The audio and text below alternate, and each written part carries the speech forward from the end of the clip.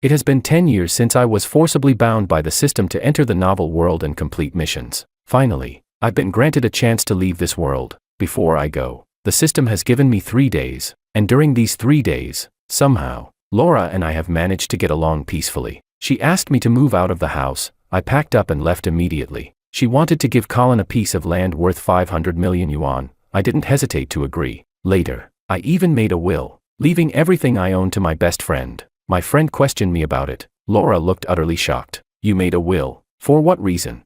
Because I'm going to die. Main text. See this? It's the land Laura transferred to me. I bet you didn't know about that. Huh? Colin waved the contract in his hand with pride, his gaze toward me full of mockery. My friend Joel couldn't hold back. That land is worth 500 million. It's part of the shared property between you and Laura. How could you just give it away?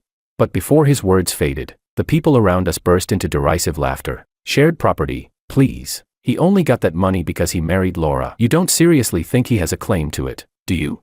Exactly. Everyone knows Laura's in love with Colin. This live-in husband is just a joke, still dreaming of Laura's fortune. Their words were harsh, cutting. Joel wanted to argue, but I grabbed his arm. Come on, let's go have a drink. I stopped him from saying more and walked away with him. Mocking voices followed us, but I didn't even flinch. What's wrong with you? Where's your pride? Joel demanded angrily. I shook my head. It was never really mine. I don't have the right to decide what to do with it. But that wasn't the truth. That piece of land was a gift from Laura a long time ago. I never accepted it, and she said she'd keep it for me. I didn't think much of it then. Now, it all makes things easier. I know she's always felt guilty toward Colin for not marrying him, so she's been trying every possible way to make it up to him. In the past, I would have confronted her, asking, why would you give something meant for me to someone else? Do I mean that little to you? But now, it's different. I'm about to leave this place and go home. None of this has anything to do with me anymore. I'm almost free. So when Laura brought it up, I nodded without hesitation. Sure, I know you must feel uncomfortable, but this land means a lot to Colin. You should be mature about. Wait, what did you say? I can still remember the surprise on her face. I chuckled softly. I said, sure. She looked stunned, but I had already lain down, ready to sleep. Since she's fallen for another man and thinks I could never measure up to Colin, then I won't compete anymore. I don't even want her, so why would I care about the land? Colin flaunted it in front of me just to provoke me, to make me question Laura, to stir up chaos so she'd hate me even more. That way, he could swoop in to comfort the furious Laura, letting everyone see how special he was. So everyone would believe that he, not me, was the one truly meant for her. And when Laura heard about what happened, she didn't scold him for showing off. Instead, she rushed over to back him up. By doing that, she tore off the last shred of dignity I had left as her husband, and crushed it under her heel. My friend was so furious that he almost charged forward to hit someone, but I quietly began packing up my things instead. Everything I had ever used or owned, I planned to get rid of. None of it could be taken back with me, and leaving it behind would only become a burden. Better to deal with it early. Just thinking about my parents and my adorable little sister waiting for me back home made me want to sprout wings and fly there right away. Thankfully, all of this would soon be over. Laura and I hadn't had a meal together in 3 years. Today, surprisingly, she sent someone to pick me up and invited me to dinner. But the moment I arrived, she couldn't wait to pull out a pendant. It was a necklace of small blue gemstones, designed delicately, like an exploding firework. It shimmered beautifully. I could tell it was a fine piece. The gemstones were of excellent quality, though a bit small. Still, I recognized it instantly. It was the latest design by the jeweler Mickey. There were 2 versions. One was a bracelet made entirely of blue gems, showing Mickey's distinctive style. The other, this necklace, was crafted from leftover materials. Though stylish, it was merely a complimentary gift that came with the bracelet. If I wasn't mistaken, that bracelet must already be in Colin's hands. I couldn't help but laugh. She wasn't even pretending anymore. Did she really think I didn't know anything? Perhaps she forgot. Mickey is my friend. I laughed out of sheer disbelief, but she mistook it for joy and gently placed the necklace around my neck. I didn't resist, and her smile grew even brighter. Oscar, I came today because I wanted to discuss something with you. Her eyes were fixed on me, sparkling with intensity. I frowned slightly but said nothing. She went on, could you move out for a while? Colin's parents are coming to visit. When she said that, I suddenly remembered. Colin had lied to his parents, telling them he was already married. Only later did he admit the truth to Laura, and instead of getting angry, she agreed to help him continue the lie. Of course she did. It fulfilled her wish of being married to Colin, even if only through deception. In the past, I would have been furious, but now that I'm about to leave, I don't even want this woman anymore, so why would I care about moving out? Looking into her slightly guilty eyes, I nodded. Sure. When should I move? Laura stared at me in surprise. She hadn't expected me to agree so easily. Oscar, you're not angry?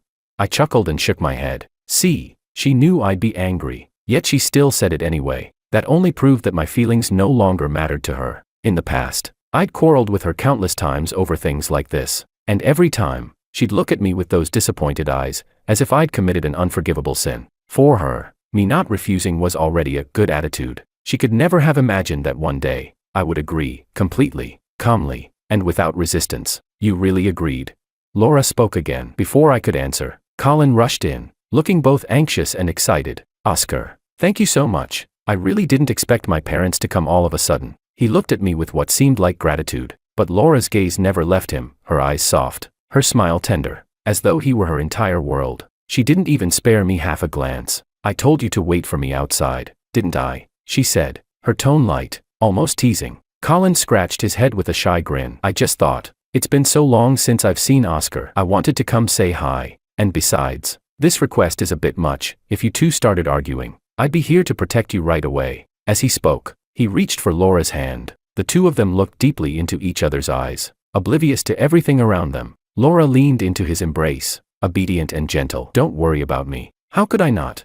Colin wrapped his arms around her protectively, but when his eyes met mine, they were filled with smugness and mockery. He had come here on purpose, to show me how affectionate they were, to remind me that I was nothing but an outsider now. He wanted to provoke me, to make me argue with Laura again, to push her even farther away. I almost laughed out loud. He didn't need to bother. I was already letting her go, because I wanted nothing from this world anymore. When I first arrived here, my only mission was to become Laura's husband, to prevent her from ending up with Colin. At the time, I didn't understand why the system specifically targeted him, but now, I do. Colin is the kind of man who will use any means necessary to get what he wants. I once saw him slip something of his own into someone else's bag, only to accuse them of stealing. If that person hadn't insisted on calling the police, Colin would have smoothed things over and walked away clean. Anyone weaker would have been crushed under his false accusations, branded a thief for life. If someone like him were to gain money and power by being with this world's heroine, he'd turn everything upside down. The whole world would be destroyed.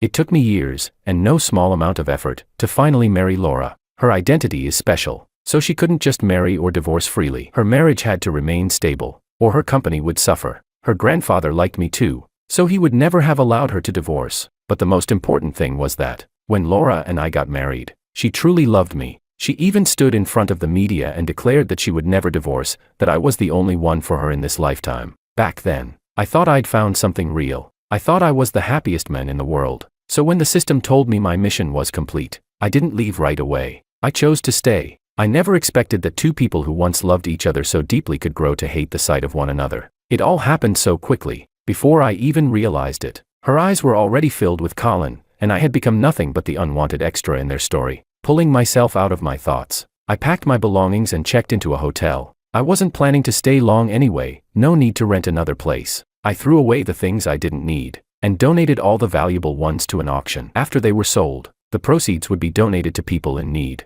I had just lain down when my phone rang. It was Laura. Her voice sounded hesitant, as though she couldn't decide whether to speak. If it's nothing urgent, I'm going to sleep, I said calmly. I just wanted to spend this last day in peace, and then disappear quietly. But apparently, my tone didn't sit well with her. Her voice grew cold. Oscar, what kind of attitude is that? You're just a live-in husband. Do you even understand your place? Her words stabbed straight into my chest. I wanted to marry her, but she'd said her family needed an heir. So I agreed to become the live-in husband. Back then, I thought, as long as I can marry her, that's enough. But now, somehow, I'd become the ungrateful one. Of course I understand, I replied, forcing my voice to stay steady. What exactly do you want me to do? Sensing that she had the upper hand, Laura spoke sharply, as if issuing an order. In that case, come over and be a housekeeper for a few days. When Colin's parents leave, then you can rest. For a moment, my head went blank. I'd imagined many reasons she might call me, but never this. She wanted me to serve Colin's parents. Laura, do you even hear yourself right now? I clenched my teeth, forcing the words out, but she only let out a cold laugh. What's wrong? Will working as a housekeeper kill you? Fine, I'll pay you 200,000 yuan. Is that enough? No. Then 500,000. It's only for 2 days. Don't push your luck. Her tone turned sharp, like a knife, clean and merciless, and my heart felt like it was being carved open by a dull, rusted blade, tearing, scraping. until all that was left was pain. Forget it, I said hoarsely. I'll go. So I returned to the villa, not as a husband, but as a servant. Once I'd finished tidying up the last of my things, I quietly took my place beside the dining table, standing there as Laura and Colin's family enjoyed their meal. Today was the day I would leave this world. I just wanted to get through it quietly, then return to my family, to my real home. I told myself, this was all just a dream. I took a deep breath, forcing my emotions down. Then, smack! A burning pain spread across my cheek. Instinctively, I raised a hand to my face, staring in disbelief at the old woman before me. It was Colin's mother. Her expression was one of pure disgust. So this is the standard of housekeepers in big cities. There's a hair in my soup. I glanced at her bowl. Indeed, there was a hair floating in it, but it wasn't mine. My hair was straight and black. This one was light brown and curly. It was Colin's. Just as I was about to speak, Laura's voice cut through the air. How can you mess up something so simple? You even let hair fall into the soup. Colin followed up right away, his tone full of false righteousness. I know you think I'm not good enough for Laura. If you've got a problem, take it out on me, but how dare you disgust my parents like this?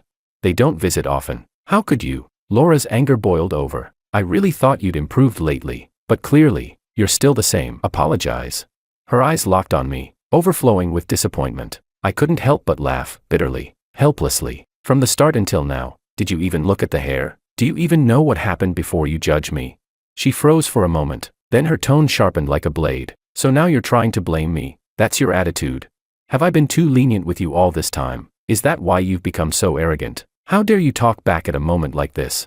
You've truly disappointed me, Oscar. Laura's expression was cold, distant. Go take your punishment yourself. At her house, even servants had to follow strict family rules. Mistakes meant punishment. And at this moment, she looked at me with nothing but disgust. My heart clenched painfully. So you really do see me as just a servant now? But tell me, Laura, who should really be the disappointed one here?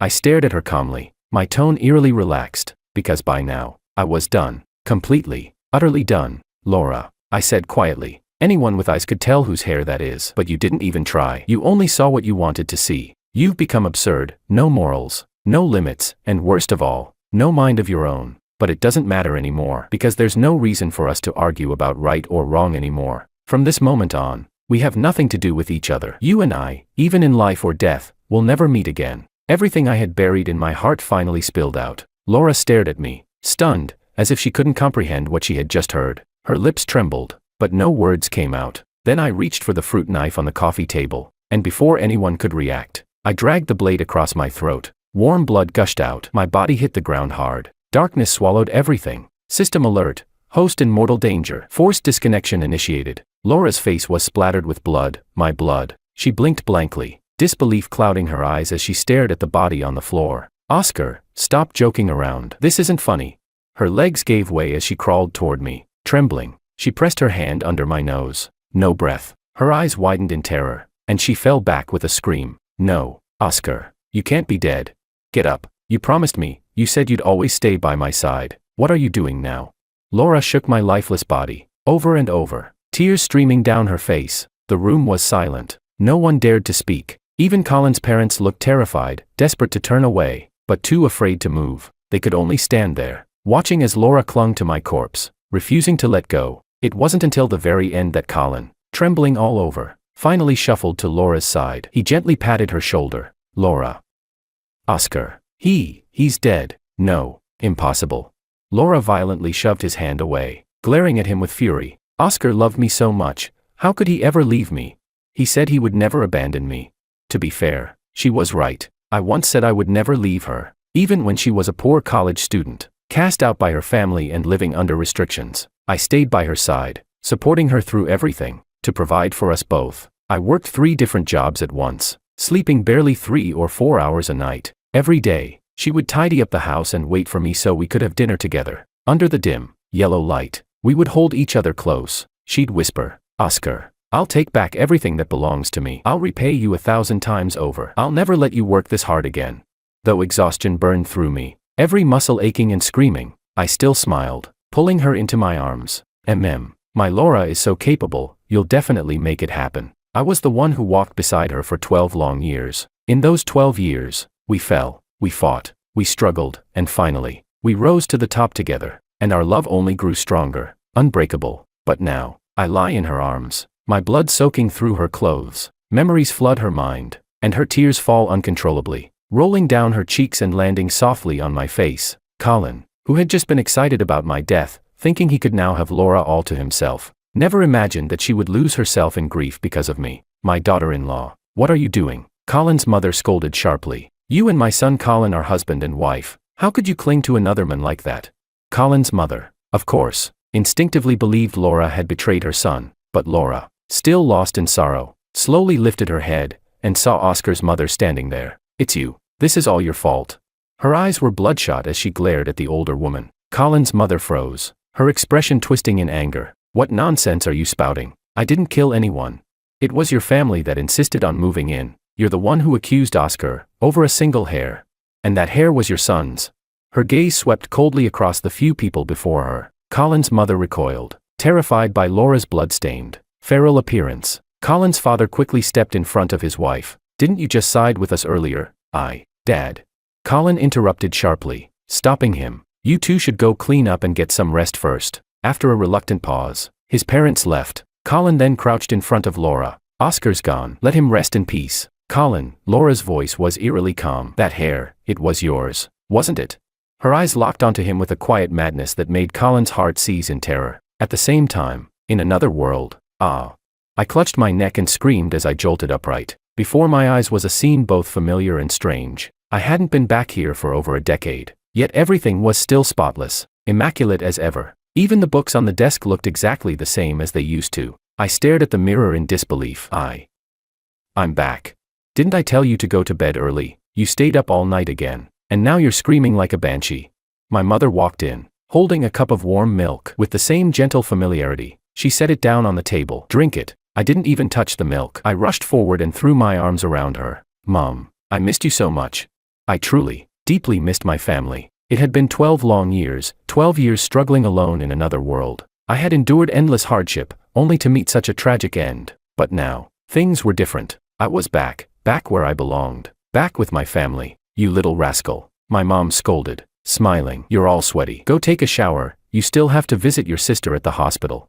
Her voice was so vivid, so real, that I knew this wasn't a dream. My sister had been born with a congenital heart defect. She needed expensive treatment. Fortunately, our family wasn't completely broke. We could still afford her medical bills, but without a matching donor, her condition would eventually become irreversible. Thankfully, I realized that while I'd spent 12 years in that other world, barely a few days had passed here. Using everything I had learned over there, I could make money, lots of it, and find a way to get her the heart she needed. To help my sister recover, I threw myself into stock trading and entrepreneurship, moving with fierce determination. I never forgot to visit her in the hospital from time to time, keeping her company, reminding her she wasn't alone. Within a month, I had started to forget the events of that other world, letting them fade quietly into memory. But I never expected to be pulled back into the system's dimension once again. Why am I here again? I already completed my mission. System, I want to go back. I was about to break down. I didn't want to leave my family, not for some absurd cosmic plot. I just wanted a peaceful, ordinary life. Apologies, host, for disturbing you. Since your departure, Laura has refused to bury you. She sealed your body inside a crystal coffin and stays by your side every single day. The storyline has been disrupted. The entire world is beginning to collapse. Thus, this system has no choice but to summon you back to repair the narrative. Hearing the system's words, I shook my head furiously. I don't want to. I just want to stay quietly with my family. That glittering, chaotic world was never meant for me. More importantly, Laura held far too much power now. If I returned, I would be the prey, and she the hunter. If I refuse to fix the story, does that mean I'll have to stay trapped here forever? I didn't want to see Laura again. I didn't want to return at all. If you successfully repair the world, this system will reward you with unlimited wealth, and cure your sister's illness completely. I was ready to reject it, but those last words silenced me. I pictured my sister's innocent face, those eyes full of fragile hope and yearning for freedom. Taking a deep breath, I finally nodded slowly. All right, it's a deal. The moment I finished speaking, a blinding white light flashed before my eyes. When I opened them again, the world seemed hazy, everything blurred and indistinct, as if I were peering through fog. I forced myself to stand, only to bump my head against something hard. Oscar, you're back. Clang. The mist vanished instantly, and Laura's face appeared right in front of me. I instinctively stepped back, my body trembling in fear. Laura, why won't you let me go? Looking at her, My heart sank heavily. She looked so thin now. Her hair a tangled mess. Her clothes wrinkled and disheveled. There was nothing left of the elegant, polished Laura I once knew. How could she, the woman who once cared about every strand of her hair, turn into this?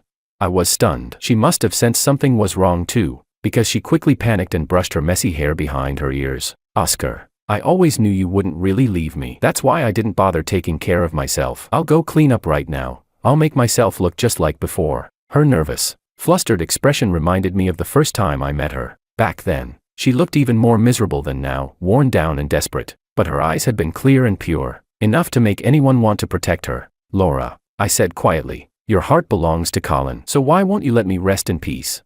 My words seemed to ease the tension in her frown. Without answering, she pulled me out of the crystal coffin, her grip firm and desperate, and dragged me toward one of the villa's rooms. I know, she said breathlessly. I know you left me because you were angry with him. I know it was all his fault. It's okay. You'll stop being angry soon. You'll see just how much I love you. Her hand clenched mine so tightly it hurt, as if she feared I'd vanish again at any moment. I couldn't help but let out a bitter laugh. Love? Whatever love we had was long destroyed the moment Colin appeared. Her words sounded absurd now, almost like a cruel joke between the two of them. I pushed open the next door, and my blood ran cold. Colin was inside, locked in a cage. The room was dark, and he was curled up in a corner like a trapped beast. The moment he saw me, he began to shriek, an unearthly sound, and lunged against the bars, desperate to tear through them, to claw my face apart. But Laura simply kicked the cage, and with one sharp clang, he went completely silent. He crouched obediently in the shadows again, but his eyes still burned into me with hatred, and when I looked closer, I froze. His tongue had been cut out. No wonder Colin hadn't said a word earlier. He couldn't. I frowned deeply. Despite everything, I didn't hate him all that much. He had fallen for Laura. It was natural that he'd do whatever it took to get close to her. But it was Laura who had failed to guard her own heart. That was why things had turned out this way. If not for her, Colin wouldn't have grown so arrogant, so reckless. When she loved him, she gave him everything he wanted. But when she stopped loving him, he was nothing. Less than nothing. Even a dog's worth depended on her mood. I had already witnessed how ruthless she could be, and though I felt no pity for her anymore, I couldn't help but sigh at Colin's fate. Seeing my expression, Laura tugged on my arm and turned me away. Don't look at him, she said coldly. He's too ugly. She dragged me into the living room, pushed me down onto the couch, and handed me a document. Sign it, she said flatly. I frowned. The moment I glanced at the paper, my face froze in disbelief. It was a share transfer agreement. She wanted to give me all her company shares, but I had zero interest in any of that. This was nothing but another one of her tricks to keep me trapped by her side. Once the shares were under my name, I'd become the target of everyone's resentment, hunted, pressured, and hated. Laura, I said, my voice cold. I'm not Colin. I don't care about your money. I don't want any of this. Just let me go. But she clutched my hand tightly, her grip trembling with obsession. Go? Where could you possibly go? Are you planning to leave me again? I won't let you go. We're meant to be together, forever. We'll have children. We'll build a happy family together. No. I didn't want that kind of happy family with her. I already had a family, my parents and my little sister. They truly loved me. That was what happiness meant. Here, there was nothing but fear and suffocating loneliness. I would never stay here. Never. When she saw I didn't reply, she mistook my silence for acceptance. Laura reached out to grab my hand again, but I pulled away sharply. Undeterred, she caught my wrist once more, her voice shaking. I know you're still mad at me, but I'll prove my love for you with everything I have. I'll give you everything you like, everything you want. Just forgive me, please. Don't be angry with me anymore. Okay. Everything I like. She still didn't understand. She never had. The food, the drinks, the gifts, they were all things I had chosen for her, not for myself. She never once cared to learn what I liked. As for money, I'd already left all of mine to my best friend before I came back. I couldn't take it with me anyway. It was just a number, nothing more. The only reason I returned this time was to save my sister's life. Forgive you, I said, my voice like ice. No, I will never forgive you. I threw the pen onto the table and turned toward the bedroom without looking back. I didn't want to see her face anymore. I didn't even want to breathe the same air. But instead of leaving, she followed me to the doorway. I know you're still angry, she said quickly, but that's okay. We'll be fine soon. I promise. You're only upset because of Colin, but I swear, my heart belongs only to you. When I give birth to our child, everything will be perfect again. Her words made my blood run cold. I wanted to scream at her, to tell her to get out. She was completely insane. Ever since I came back from the dead, she had me under constant surveillance. She had every sharp object removed from the house, terrified I'd try something. She followed me everywhere, glued to my side every waking moment. She kept showering me with gifts, houses, cars, everything she owned, transferring them all into my name as if money could buy my love, but all it did was draw suspicion. The company's shareholders were furious. "This is a board meeting." One of them snapped. "Why did you bring him here? What if confidential information gets leaked?" "That's right. Just because you're married doesn't mean this is a family business. Not everyone belongs in here. If you keep this up, we'll pull out our shares." Laura swept her cold gaze across the room. "You want to withdraw your shares?" she asked, her tone icy. "Go ahead, if you can bear to, but if you can't, then get on your knees and apologize to my Oscar." The entire boardroom fell silent. Everyone was stunned. The man she had just humiliated was one of the company's earliest investors, someone who had been there since the very beginning. If he pulled out now, the consequences would be catastrophic. Even I hadn't expected her to say something so outrageous. "What are you doing? Have you completely lost your mind?" I hissed. Before I could say another word, Laura clutched my hand tightly, her expression hardening. "Baby, don't worry. As long as I'm here, no one will ever insult you again." Her voice was sharp enough to cut glass, and the way she looked down on everyone made her enemies in an instant. Though I refused her demand that the shareholders apologize to me, trying to smooth things over temporarily, it didn't change anything. They still couldn't stand me. They believed that my presence was a threat to the company's future, and more than that, they could no longer recognize her. The woman standing before them was not the calm,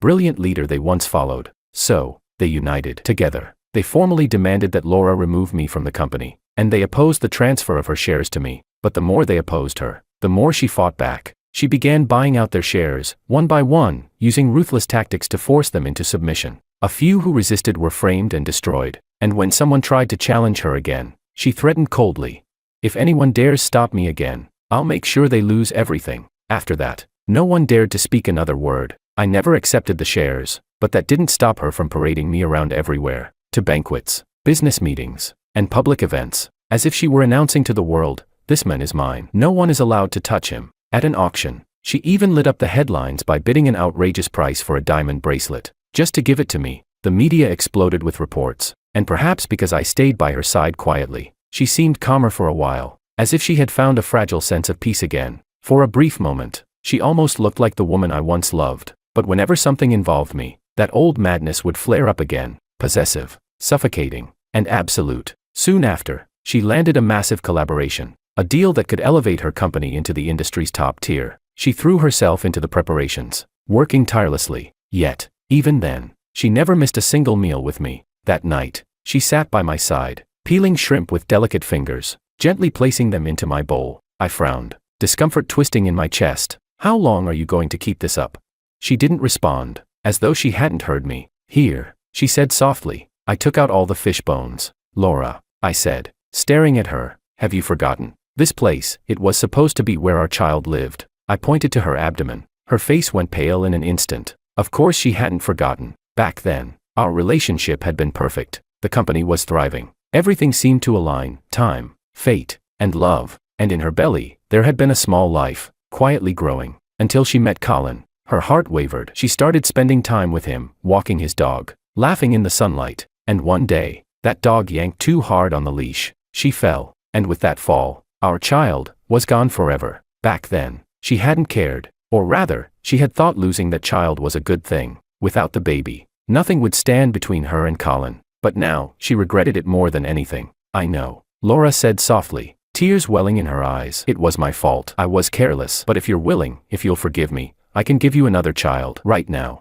She reached out to grab my hand, but I stepped back and shook my head. "No, I don't want that." She froze, her breath caught, her hand hanging awkwardly in the air. At that moment, her assistant burst into the room, pale and panicked. "Boss, bad news. The collaboration, it's fake. The other party was a shell company. As soon as the funds were transferred, they disappeared."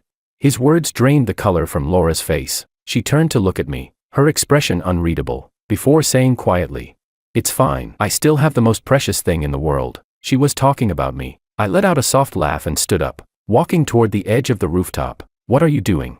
Laura's voice shook as she stepped forward, panic spreading across her face. "Oscar, come back here. It's just money. We can earn it back. Everything will be fine again." "I did it once," she said desperately. "I can do it again." When I didn't respond, she edged closer, her tone breaking with fear. "Oscar, don't be impulsive. I'll make sure you have everything you want. I promise. If you die, if you dare die, I'll kill Joel." Her scream echoed against the rooftop walls. For a moment, I hesitated. Then I reached out a hand toward her. Relief flooded her features as she rushed forward, gripping my hand tightly. I looked at her and smiled faintly. So it really comes down to this, doesn't it? What do you mean? Before she could react, I pulled her sharply toward me, and together, we fell. The world spun violently around us. The wind howled past my ears. In freefall, I let go of her hand. Laura reached for me, fighting against the air, her face twisted in panic, but no matter how she struggled, she could never quite reach me. A sharp pain tore through my body, and then, nothing. Darkness swallowed everything. When I opened my eyes again, a familiar voice spoke softly in my mind. Congratulations, host. Mission complete. Returning to the real world. Rewards have been issued. Please collect them at your convenience. I blinked. Then I heard my mother's voice, warm, trembling, full of concern. How are you feeling now? She asked. I understand you're worried about your sister, but she's already in surgery. What would we do if something happened to you too?